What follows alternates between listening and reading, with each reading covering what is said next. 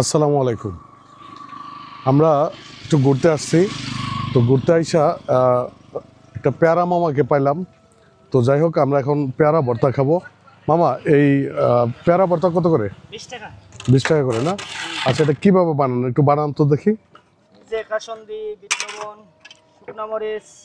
আচ্ছা, তো সারাদিনে আপনার কেমন ইনকাম হয়? মোটামুটি 2700। 2700। আপনি কি সবসময় এখানেই থাকেন? সবসময় এখানে।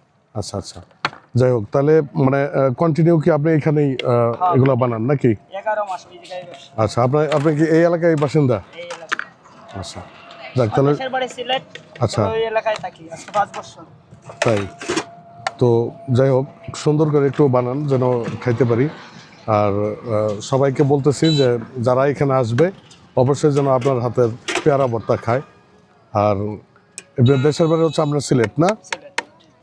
আচ্ছা, তো যাই হোক, এই মানে সারাদিনে যে ইনকাম হয় সেটা দিয়ে কি আপনার পরিবার সংসার চলে যায় নাকি? চলে। আচ্ছা আচ্ছা, যাক, এটা হচ্ছে মানে সবসময় আপনি এখানেই খান না? শুধু বিকাল বেলা। আচ্ছা, যাক, তো ঠিক আছে। কি হয়ে গেছে? হ্যাঁ, রেডি। দেখি ক্যামেরাটা একটু দাও তো এদিকে। হ্যাঁ, ঢালেন। মার্শাল্লাহ মার্শাল্লাহ, কাসুন্দি দিয়ে না? আচ্ছা আচ্ছা, যাক, সুন্দর হয়েছে। দেখি একটু খাইয়া কেমন লাগে। বিসমিল্লাহ। সেই মজা। যারা এখানে আসবেন ঘুরতে অবশ্যই এই মামার কাছ থেকে পেয়ারা ভর্তা খাবেন।